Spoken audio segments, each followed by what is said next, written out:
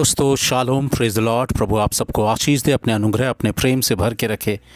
दोस्तों वास्तव में कई बार हमें लगता है कि परमेश्वर कितना खामोश है, कितना साइलेंट है, कितनी खामोशी के साथ वो किसी भी चीज़ में इन्वॉल्व ही नहीं होता है।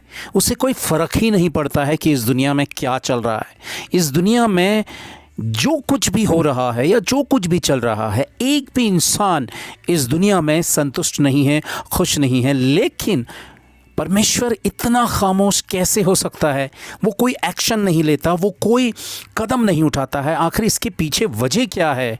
क्यों वो खामोश है? फिर डाउट मन पे उठता है, क्या परमेश्वर जैसी हस्ती है भी या नहीं? अगर वो है तो फिर ये इतना सब कुछ जो दुनिया में बुराई और पाप और गड़बड़ियाँ जो चल रही है, जो धोखा और जो हर चीज़ पर सिर्फ शैतानियत नज़र आती है, तो आखिर परमेश्वर खामोश क्यों है? शैतान इस कदर इस दुनिया में बिल्कुल बेपरवाह और बिना डर और खौफ के अपनी मनमानी और अपने द्वारा मनुष्य जाति की ज़िंदगियों में कब्जा करता चला जा रहा है और इंसान पूरी तरह से शैतान के चंगुल में आता चला जा रहा। लेकिन परमेश्वर जैसी हस्ती जो इस दुनिया का मालिक है, बनाने वाला है, वो खामोश है।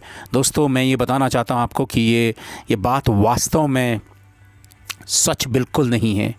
देखिए, परमेश्वर की खामोशी की बहुत महान और बड़ी वजह हैं और वो अपने उस समय का इंतज़ार कर रहा और उस समय तक वो मनुष्य को अवसर दे रहा है कि वो उसके वचन, उसकी शिक्षा, उसके महत्व को जितने जल्दी हो सके, जितने बेहतर तरीके से हो सके समझ ले, जान ले, स्वीकार ले और अपनी ज़िंदगी के गुनाहों से तौबा करके वो वापस लौट आए। क्योंकि वो नहीं चाहता है कि एक भी इंसान इस दुनिया में नर्क में जाए, हेल में जाए, दोज़ख में जाए।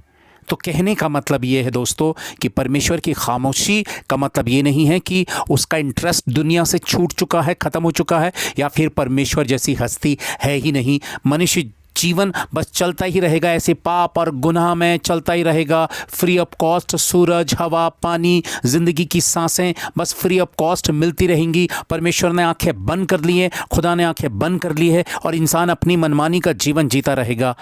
ये बिल्कुल नहीं हो सकता, क्योंकि वो रचनाकार है, वो मालिक है। हम इस ज़मीन पे, इस ज़मीन के किसी भी ज़र्रे के भी हम मालिक नहीं हैं। हम अपनी सांसों के, अपने पलकों के झपकने के भी मालिक नहीं हैं। कोई और है जो मुझे चला रहा है, आपको चला रहा है। आपकी मेरी सांसें और आपकी मेरी धड़कन चल रही है और वो हमें ऑक्सीजन दे रहा है, इसलिए आप और मैं बोल पाते हैं, कुछ कर पाते हैं, जी पाते हैं। बहुत ही अफसोस के साथ कहना पड़ता है कि मनुष्य के जो दिल और दिमाग को कहीं और शैतान ने डाइवर्ट कर दिया है और वो महान और अलौकिक बातों को जानने से मनुष्य को वंचित कर दिया है, क्योंकि उसका मन और ध्यान कहीं और लगा दिया है, ताकि मनुष्य संसारिक चीज़ों के लाभ में इस कदर इन्वॉल्व रहे कि वो परमेश्वर जैसी हस्ती की विशेषता को जान ही ना सके, उसके डर, उसके भय को पहचान ना सके। लेकिन दोस्तों मैं बताना चाहता हूं कि जो मालिक है वो तो मालिक है, वो हर एक चीज़ का मालिक है और मालिक कभी ना कभी अपनी चीज़ों के लिए एक्शन और डिसीजन जरूर लेता है। और वो समय मैं आपको बताना चाहता हूं कि देखिए, इतिहास गवाह इस बात का, बहुत खूबसूरत तरीके से ये दुनिया चल रही थी नूह के समय में ये दुनिया बहुत अच्छी तरीके से चल रही थी। किसी को कानो कान खबर भी एहसास नहीं था कि एक दिन ऐसे आने वाला है कि एक रात के बाद उनकी तस्वीर और उनकी तकदीर बदल जाएगी, उनकी ज़िंदगी फना हो जाएगी, तबाह हो जाएगी। और जब जल प्रलय शुरू हुआ, पानी का बरसना शुरू हुआ, तो फिर वो बंद ही नहीं हुआ तब तक जब तक पूरी पृथ्वी पानी से नहीं भर गई और मनुष्य जाति से जुड़ी हुई हर एक प्राणी मरकर ख़त्म ना हो गए, सिवाय सिर्फ नूह के द्वारा बचाए गए परिवार और जंगली जानवरों के सिवा। फिर सदोम और अमोरा पर किस कदर लोग आनंद का जीवन जी रहे थे। आनंद का मतलब है फिजिकल लाइफ को जी रहे थे, शारीरिक खुशी, आनंद, चैन, और बस उसकी मस्ती में वो मदहोश थे, वो उस नशे में चूर थे। लेकिन एक पल ऐसा आता है कि ऐसी आग की बारिश होती है कि सदोम और अमोरा का नामो निशान मिट जाता है, सिवाय लूत और अब्राहम के परिवार को बचाए जाने के अलावा। उसकी पत्नी भी बचाई जाती, लेकिन उसका लोभ उसे मिटा देता है, नमक का खंबा बना देता है।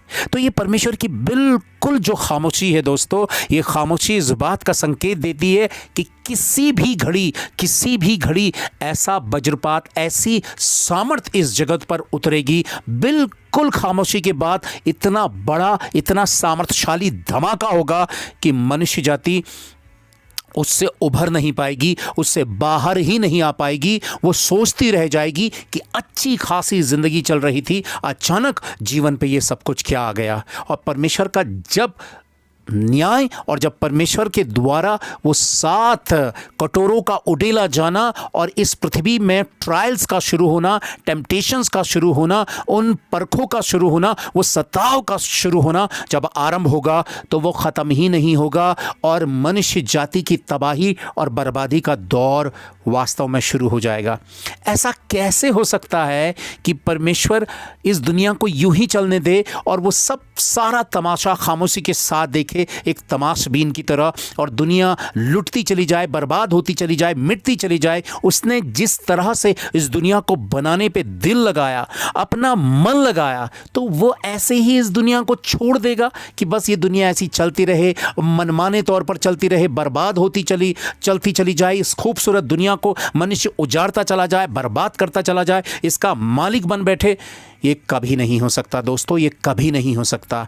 मनुष्य जाति ने, इस पीढ़ी ने या इस युग में लोगों ने परमेश्वर के महान दंड का अभी अंश नहीं देखा है। और वास्तव में मैं ये दुआ करता हूँ कि वो घड़ी ना आए, लेकिन वो घड़ी को आना ही आना है। हमारी दुआओं से कुछ नहीं होगा, क्योंकि मनुष्य जाति बिगड़ चुकी है, बर्बाद हो चुकी है। मैं ये चाहता हूँ कि ये डर मानना बुद्धिमानी होगी, ये खौफ मानना बुद्धिमानी होगी कि अपने डर और खौफ के द्वारा आप और मैं वो तमाम गलत काम, वो गलत रास्ते, गलत जीवन जीने के जो तौर तरीके हैं, उससे हम तौबा करके उस महान परमेश्वर के मार्गों में चले आएं।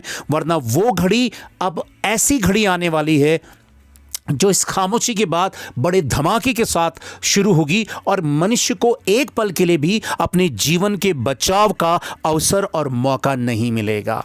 इसलिए ये ना समझे कि परमेश्वर खामोश है तो वो खामोशी रहेगा और दुनिया चलती रहेगी। परमेश्वर अपना काम करेगा। उसने मेहनत की है इस दुनिया को बनाने में, इस दुनिया को बसाने में, अपना दिल लगाया, अपना मन लगाया है। और जिसने अपना दिल और मन लगाया है वो उसे उजड़ते, मिटते, बर्बाद होते हुए कभी नहीं देख सकता। ये तो उसका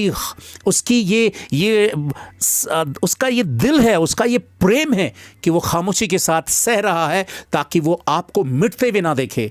और अगर आप और मैं मिटना नहीं चाहते हैं तो हम तौबा करें और उस दिन का इंतजार ना करें कि वो कब वो घड़ी आएगी। वो घड़ी ऐसी होगी, वो इतनी भयानक होगी कि वो किसी को मौका नहीं देगी। इसलिए उस महान परमेश्वर से तौबा करके, उसके सामने घुटने टेक कर, गुनाहों की माफ़ी मांगकर नई ज़िंदगी को शुरू करें, प्रभु का डर मानते हुए। चाहे कितनी कमी, घटी, दुख, तकलीफ, पीड़ाएं कुछ भी क्यों ना हो, लेकिन आप उस परमेश्वर के ही पीछे चलें, क्योंकि बुद्धिमानी यही है मेरे दोस्तों, बुद्धिमानी यही है, क्योंकि यही सही मार्ग है, क्योंकि इसी मार्ग के द्वारा आप और मैं परमेश्वर तक पहुँचेंगे और इसी मार्ग को त्याग कर हम नरक में जाएंगे। इस दुनिया पे बड़े सताव के लिए छोड़ दिए जाएंगे। तय करना आपका काम है। समझ और बुद्धि परमेश्वर के द्वारा प्राप्त हो, ना कि संसार के द्वारा, जो हमेशा शक पैदा करती है, हमेशा उंगली उठाती है, हमेशा बहस करती है। और ऐसी संसारिकता वो विनाश की ओर को बढ़ती है और कहीं और को नहीं। आप अपने भविष्य की चिंता करते हैं, अपने आज और अपने कल और अपने बच्चे, आने वाली पीढ़ियों की चिंता करते हैं। अगर ये दुनिया ही नहीं रहेगी, ये दुनिया ही तबाह हो जाएगी, ये दुनिया ही मिट जाएगी, तो कौन सी जनरेशन, कौन सी पीढ़ियां, कौन सा भविष्य, कौन सी योजना? हर कोई अपने बच्चों, अपने परिवारों के लिए भली और भावती हुई योजनाओं को बनाने पे जुटा हुआ है। लेकिन एक भी व्यक्ति ये नहीं जानता है कि एक क्षण के बाद उसकी जिंदगी का क्या होगा। इसलिए बुद्धिमान बने, अपने परिवारों को समेटें, अपने आप को समेटें। एक क्षण के बाद जो होगा वो सबका करियर, सबकी जिंदगी तबाह कर देगा। भविष्य की योजना नहीं, आज की योजना बनाएं और आज जिंदगी को बदलना आरंभ करें। प्रभु बहुत जल्द आने वाला है। परमेश्वर की खामोशी, ये साइलेंट डे जो है, ये जो साइलेंट डेज जो चल रहे हैं, उसके बाद धमाका होने वाला है। तौबा करें और प्रभु के नज़दीक आएं। वाकई ये बात सही लगे दूसरों तक जरूर पहुंचाएं। Thank you, praise the Lord.